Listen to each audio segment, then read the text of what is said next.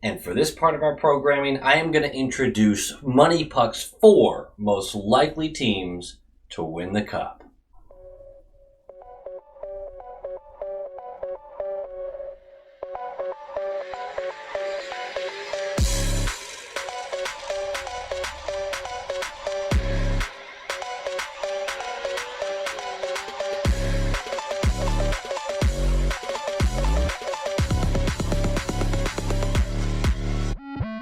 Oh, come on. That's bullshit. What are you talking about? My greatest advantage is playing in the West? Okay, what do you think your best advantage is? McDavid. Yeah, 115 points in the season. You know, he's averaging almost 2 points a game against the Eastern Conference. I did not know that, but you're just proving my point. Yeah.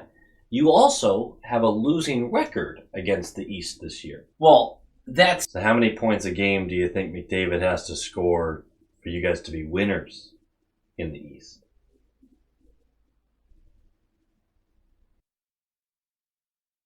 Low quality fans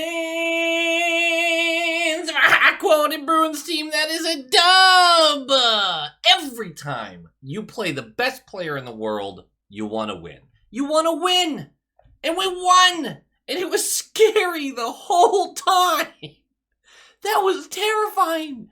I haven't watched McDavid play, like really play a game, in months. I actually don't know if I've watched an Oilers game this season, which is kind of crazy to say out loud with how much I watch hockey. But, I mean, it's West Coast team, late start times. I don't know if I've actually watched him. I've watched highlights, but shift in and shift out, watched him in a game. That was terrifying. He's the best player on the planet right now. He might be the scariest player I've ever watched in the last 20-ish years. He really might be. Scarier than Crosby, obviously scarier than Ovechkin. I think Ovechkin's great, one of the all-time greats. But if you want to talk about every shift who you're scared of, shit, McDavid might be the scariest. I wonder if that's recency bias. I'm not sure. But with this win, just want to point this out real quick. The Boston Bruins have beaten every team in the league at least once this year. 31 teams out of 31 teams. The only team they haven't beaten is themselves, which you could probably argue they have once or twice. Not too shabby. I want to try to look up how many teams have been able to do that since the league became 30-ish teams. Because it's got to be a small number, right?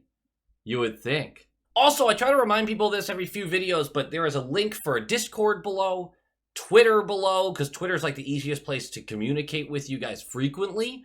And then there is a Patreon, although the Patreon just doesn't have a lot to it because I cannot figure out for the life of me what to do with this thing.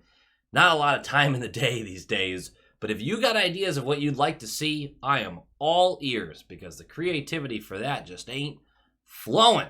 There is a little bit of business that I kind of ignored last video that I should have mentioned.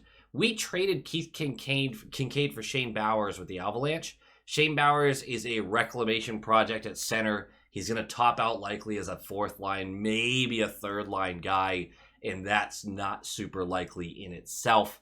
But the Avalanche needed a little more depth at goaltending, so they grabbed Kincaid. Kincaid had been wanted to be traded for a while because he forgot what situation he was getting himself into.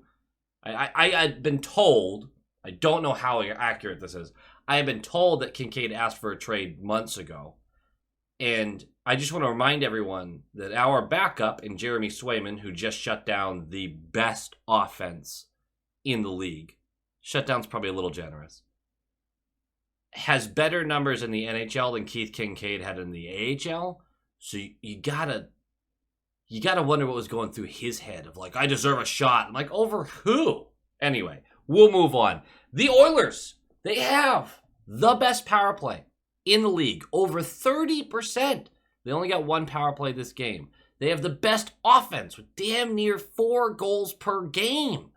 And yet, they're 10th in the league with a record of 32, 20, and 8. That's 32 wins and 28 losses.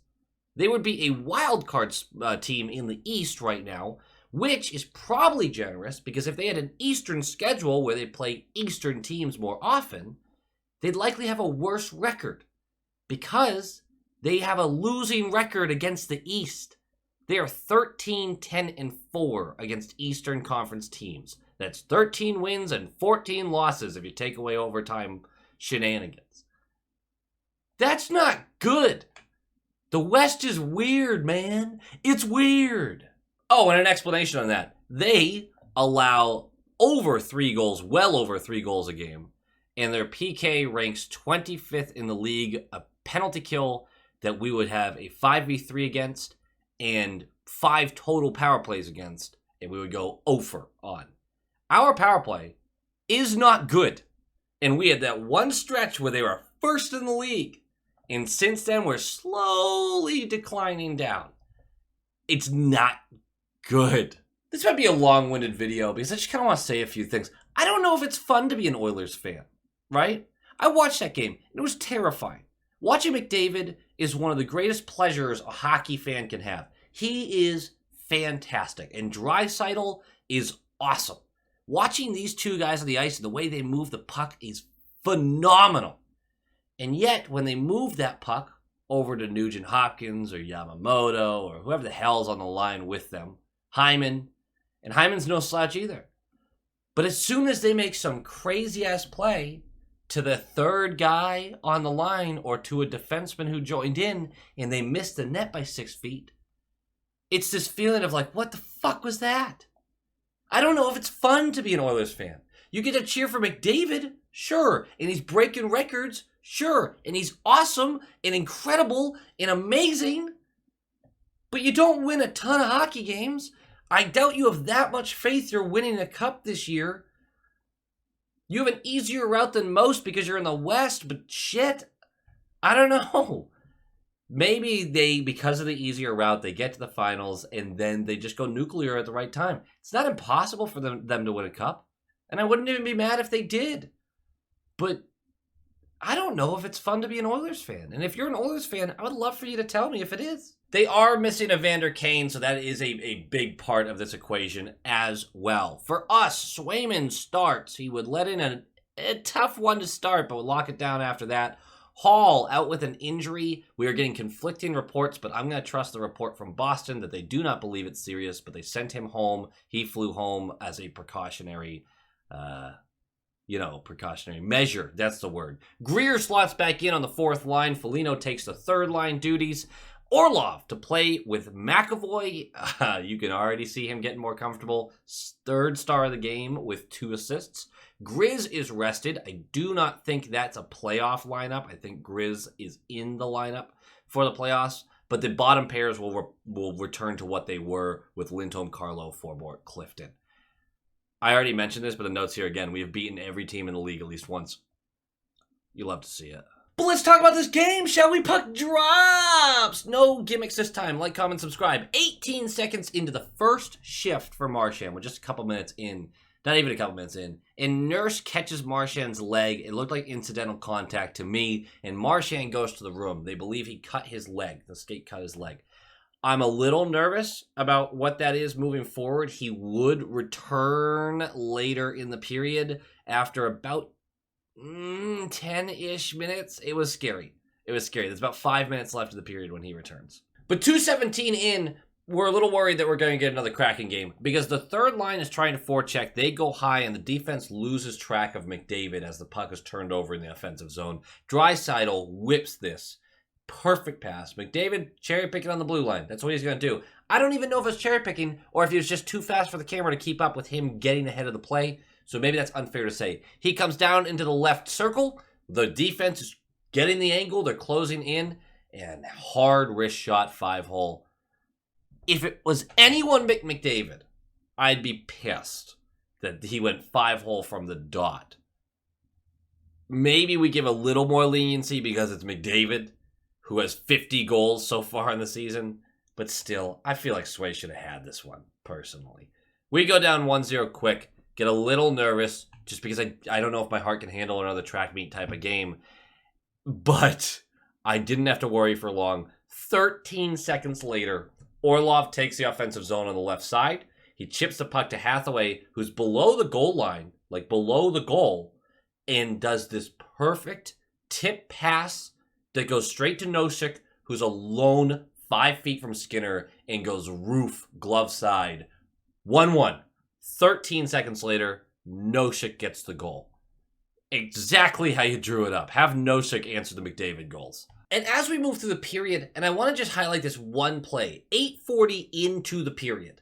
And it's a 3-on-2 for the Oilers, and they execute it perfectly. They were so good at executing these pick plays that like a defender has to move around one of their guys, but it's a legal pick because the guy's just there. He's not getting intentionally, physically contacting the defender. Really good at these to open up odd man rushes. It's a 3-on-2. Perfect execution. Gives Yamamoto a wide open net on a cross crease pass. That was a handleable pass. And he misses the net wide. And those are those moments where I just go, I saw so many moments like this. Where McDavid or Draisaitl set someone up for a 3/4 open net. And it missed. Over and over and over again. And yeah, on a night where those are hitting, not a lot of teams are going to be able to keep up offensively. But I don't have an answer for that. I don't know why this team, the amount of chances he creates, McDavid alone creates, it's got to be so infuriating being a fan and watching those go by the wayside as consistently as they did. And with about 5 minutes left in the period, McDavid turns the puck over on the blue line, on our blue line. And Foligno and Coyle are going to go down for a 2-on-1. Coyle's got the puck on the right side. Everyone pinches his direction, including the defender. Coyle over a stick. Beautiful saucer pass. Right back to Foligno, who gets to be straight on with Skinner. Like straight on breakaway, basically. And he head fakes as if he's going to make a move wide. And Skinner goes. And so Foligno just gets to chip it into the open short side because Skinner moved before he did. Beautiful execution. It is 2-1.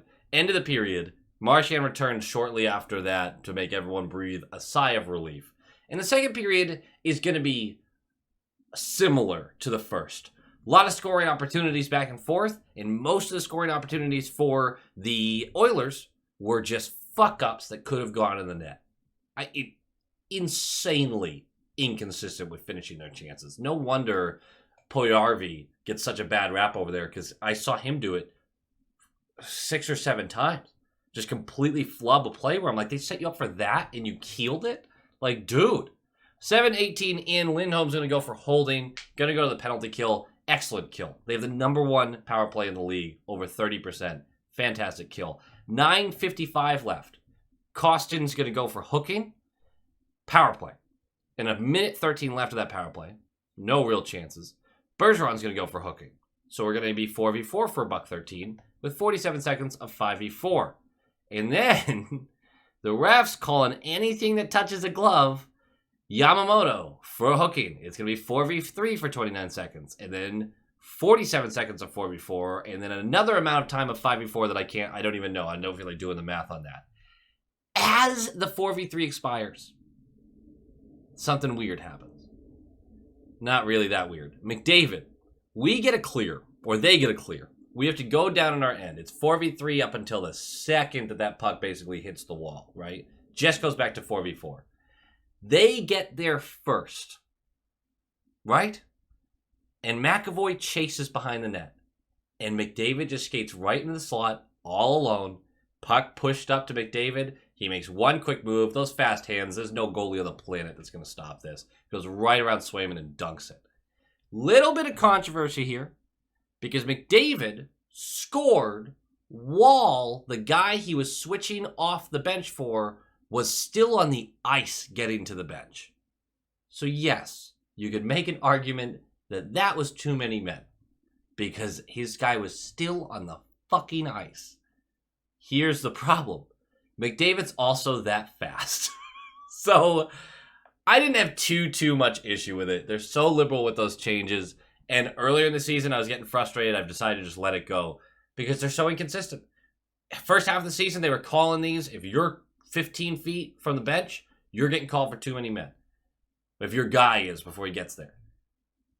But that hasn't been the case lately. I'm just going to let it go. It's 2-2. And with 30 seconds left of the period, in a tight, battled, playoff-style game, much more physical than I expected, we set up in their zone. We get puck retrievals, and it leads to Pasta on the right wall coming up towards the point, circles into the slot, fires in on the net. It gets blocked down right in front of Skinner. It doesn't get to Skinner. It gets blocked down in front of him. And Skinner goes to poke with the stick. And Zacha, NHL 23 style, desperation play, dives and chips the puck over his shoulder and in. And that would put us up 3-2 with 30 seconds left and be the last goal of the game. The third period is a track meet. It's an absolute track meet. And it was scary because every time McDavid has the puck, it's terrifying. And they were way more lively than we were in the third. And I'm worried about tomorrow because this team is gassed right now. They had to gut this win out, which they did. 7 minutes left of the third after 13 minutes of mostly continuous play, not a lot of stoppages. Krejci gets hit real high, and it looks real scary in the moment. But after review and after a 5-minute major was called, they realized that it was the stick, Krejci's own stick, that hit him. So we're going to walk away from that. They waive the penalty. Kudos to the ref for calling the 5-minute because it looked like an elbow into the head and reviewing it. They have that opportunity to do with majors. Use that rule. So they waive it completely. 4:30 left. Kostin gets stripped by Bergeron, and he replies to Bergeron by high-sticking him in the eye, right? Double minor, 4-minute power play time. And with 2:26 left after what has been a horrendous power play so far, Darnay goes for slashing. A two-handed tomahawk slash on the back of Pastrnak after blocking, not a terrible power play. That's not fair of me to say. This power play was pretty solid. The defense played well. After blocking like 4 shots in the span of 30 seconds, he was playing hero. And then he does that. Literally a two-handed tomahawk chop to the back. I don't think he put like real force behind it, but clearly came in with it. So anyway, that's going to get called every time. 156 of 5v3, and then having about 30 seconds left of the game after that. We go 5 forwards initially and have to survive a fast break the other way from McDavid and Draisaitl, because of course you do. I have no idea why we went 5 forwards on this. And we put McAvoy on the ice quickly after that, and McAvoy then snuffed out another McDavid chance later, which is exactly why he was out there and should have been out there. Or Lindholm, or just really, I'll put forward out there. I don't fucking care, just a defender. Anyway, we don't score in the 5v3. The power play needs to start stepping up in these bigger moments, but we do finish the game 3-2. That's a huge win to me. It doesn't matter in the grand scheme of things, really, but we're designed to beat teams that are great offensively and poor defensively. Like, that's playoff hockey. You see teams designed to take the strength of an offense and just constrict it. And then their defense can't keep up with even if you're 8th or 9th in the league offensively. Their defense still can't keep up if they're not good defenders. And the offense starts to get frustrated. And they can't bury their chances.